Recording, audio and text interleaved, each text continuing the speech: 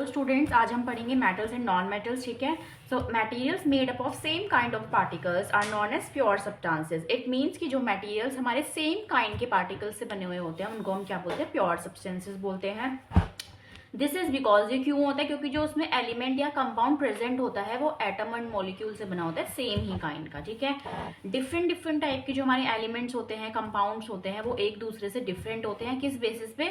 उनकी physical properties की basis पे और उनकी केमिकल प्रॉपर्टीज की बेसिस पे. दे क्यों? क्योंकि they are made up of atoms molecules of different kind. क्योंकि वो अलग अलग काइंड के जो हमारे एटम्स एंड मॉलिक्यूल्स होते हैं उनके बने हुए होते हैं. ठीक है. अब हम पढ़ेंगे कि जो हमारे एलिमेंट्स उनका हम क्लासिफिकेशन किस बेसिस पे करेंगे. तो there are about 118 elements known at present. It means कि आज की हम अगर जनरेशन में बात करें तो 118 एलिमेंट्स प्रेजेंट हैं. Element showing similar properties are group together. जो जो एलिमेंट्स हमारे सिमिलर प्रॉपर्टी, ओके, सो जो हमारे एलिमेंट्स होते हैं वो सिमिलर प्रॉपर्टीज शो करते हैं, सेम प्रॉपर्टीज शो करते हैं, उनको हम एक ही ग्रुप में रख देते हैं. ठीक है. और उनकी जो कैरेक्टरिस्टिक्स होती है वो भी कॉमन होती है. अब ये जो हम ग्रुपिंग कर रहे हैं यहाँ पे एलिमेंट्स की, उस ग्रुपिंग को हम क्या बोलते हैं? Classification of elements. ठीक है. नेक्स्ट है हमारा, ऐसे elements have been broadly classified into 2 categories. It means जो हमारे एलिमेंट्स है फिर हम उनको 2 कैटेगरीज में डिवाइड करते हैं. फर्स्ट है हमारा मेटल्स, सेकंड है हमारा नॉन मेटल्स. ठीक है. ये जो हमारा क्लासिफिकेशन है किस बेसिस पे है? कि उनकी जो फिजिकल एंड केमिकल प्रॉपर्टीज है उनमें क्या क्या डिफरेंसेस है, उस बेसिस पे हमने इनका क्लासिफिकेशन करा है. ठीक है. नेक्स्ट है हमारा occurrence of elements. It means कि जो हमारे एलिमेंट्स हैं ये हमें फाउंड कहाँ पे होते हैं, अकर्स कहाँ पे होते हैं बेसिकली. ठीक है. तो metals, it exist in abundance in the earth crust. It means कि ये जो हमारे मेटल्स हैं ये हमारी अर्थ की क्रस्ट पे, जो अर्थ की जो अपर लेयर होती है वहाँ पे काफ़ी एबेंडेंस मतलब लार्ज क्वांटिटी में प्रेजेंट होते हैं. ठीक है. Next, aluminium is the most abundant metal. It is followed by iron. It that means कि जो हमारा एल्यूमिनियम है वो हमारा सबसे ज़्यादा एबेंडेंट मेटल है, सबसे ज़्यादा क्वांटिटी में मिलने वाला मेटल है, followed by iron. It means iron हमारा फर्स्ट नंबर पे है, एल्यूमिनियम हमारा सेकेंड नंबर पे है. हाईली रिएक्टिव मेटल्स, जो ज़्यादा रिएक्टिव मेटल्स होते हैं कौन कौन से होते हैं? जैसे कि सोडियम हो गया, पोटेशियम हो गया, एल्यूमिनियम हो गया, मैग्नीशियम हो गया. ये हमारे नेचर में हमको मिलते हैं किस फॉर्म में? अपने कंपाउंड की फॉर्म में. जस्ट लाइक हमारा ऑक्साइड की फॉर्म में मिल गया. ठीक है. और सल्फाइड्स की फॉर्म में मिल गया, कार्बोनेट्स की फॉर्म में मिल गया. ये इनके हमारे कौन से कंपाउंड फॉर्म होते हैं. नेक्स्ट है हमारी लेस रिएक्टिव मेटल्स. कौन कौन सी होती है लेस रिएक्टिव मेटल्स? हमारी गोल्ड हो गई, सिल्वर हो गई, प्लैटिनम हो गई. ये हमारे नेचर में हमको एलिमेंटल एंड नेटिव स्टेट में मिलते हैं. ये हम कंपाउंड फॉर्म और एलिमेंटल नेटिव फॉर्म हम फर्दर उसको डिस्क्राइब करेंगे.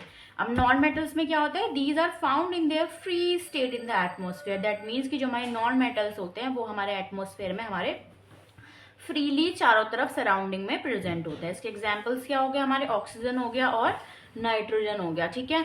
Several non metals exist in nature in the form of compound. कुछ जो हमारे नॉन मेटल्स होते हैं वो कंपाउंड की फॉर्म में प्रेजेंट होते हैं. अगेन कंपाउंड कम्स, सो कंपाउंड जिस लाइक ऑक्साइड्स हो गया, नाइट्रेट्स हो गया, ये सब हमारी कंपाउंड फॉर्म होती है. अब सल्फर जो होता है, sulphur exist in the free state as well as in the combined state. जो सल्फर होता है वो हमारा फ्रीली स्टेट में भी प्रेजेंट होता है और हमारी कंबाइंड स्टेट में भी प्रेजेंट होता है. जस्ट लाइक सल्फाइड्स हो गया या फिर सल्फेट्स की फॉर्म में हमारा ये प्रेजेंट होता है. नेक्स्ट है हमारा कार्बन. कार्बन हमारा नेटिव स्टेट में प्रेजेंट होता है. जैसे लाइक डायमंड हो गया, ग्रेफाइट हो गया, फ्लोरेंस हो गया. ये भी हमारे कंपाउंड फॉर्म में हमारे इन्वायरमेंट में प्रेजेंट होते हैं. जैसे like carbon dioxide, carbonates and bicarbonates. These are the examples of our carbons. Next है हमारा मिनरल्स एंड ओर्स. क्या होता है?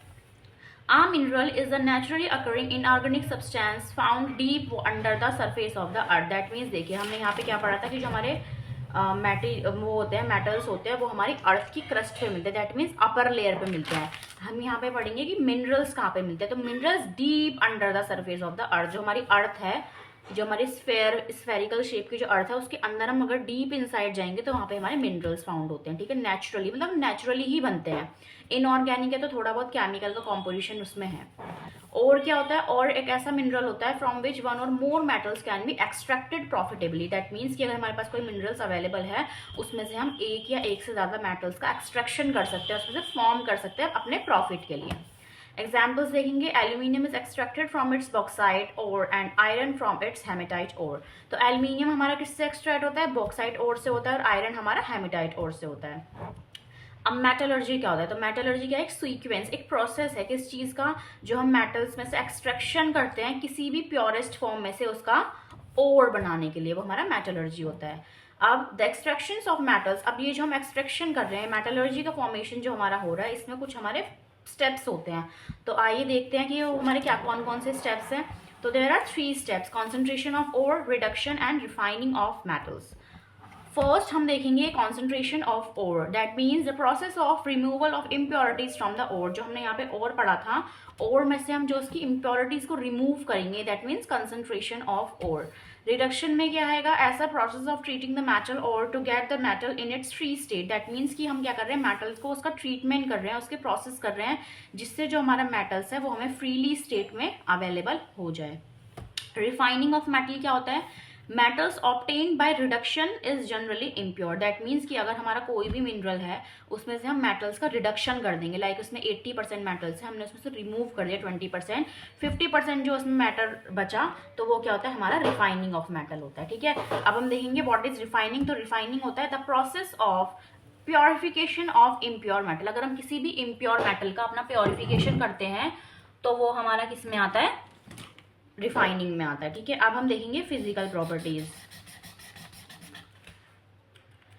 सो फिजिकल प्रॉपर्टीज देखते हैं। फिजिकल प्रॉपर्टीज में हमारी फिजिकल स्टेट है। फर्स्ट हम देखेंगे फिजिकल स्टेट क्या होता है। तो ऑल मेटल्स, जितने भी हमारे मेटल्स होते हैं एक्सेप्ट, मतलब इनके अलावा, जैसे मर्क्यूरी के अलावा, क्योंकि मर्क्यूरी क्या है, हमारा लिक्विड है, तो जितने भी मेटल्स होते हैं वो सॉलिड में होते हैं रूम टेम्परेचर। अगर हम मरकरी को रूम टेम्परेचर पर रखेंगे तो वो लिक्विड बन जाएगा। तो जितने भी हमारे मेटल्स होते हैं वो रूम टेम्परेचर में सॉलिड स्टेट में रहते हैं। ठीक है, जैसे कि आयरन हो गया, कॉपर हो गया, एल्यूमिनियम हो गया, गोल्ड हो गया, सिल्वर हो गया, ये सब क्या है, हमारे मेटल्स के एग्जाम्पल है। तो मेटल्स की क्या आइडेंटिफिकेशन है कि they are stay solid at their room temperature. ठीक है, नेक्स्ट है हमारा नॉन मेटल्स क्या होते हैं। Non metals at room temperature में एग्जिस्ट इन, अब जो हमारे नॉन मेटल्स है ये रूम टेम्परेचर में तीनों फॉर्म में मिल सकते हैं, सॉलिड स्टेट में मिल सकते हैं, लिक्विड स्टेट में मिल सकते हैं, गैस स्टेट में मिल सकते हैं। अब नेक्स्ट है हमारा carbon, sulphur, phosphorus and iodine are a few examples of non metals. ये हमारे नॉन मेटल्स के एग्जांपल है जो कि हमारे सॉलिड स्टेट में मिलते हैं। Bromine exists as a liquid while chlorine, oxygen and nitrogen are examples of non-metals. That means कि जो ब्रोमाइन होता है वो लिक्विड स्टेट में मिलता है, बल्कि क्लोरीन, ऑक्सीजन एंड नाइट्रोजन हमारे क्या है, नॉन मेटल्स है, जो कि हमारे गैसियस स्टेट में मिलते हैं। वीडियो अच्छी लगी हो तो लाइक्स एंड सब्सक्राइब।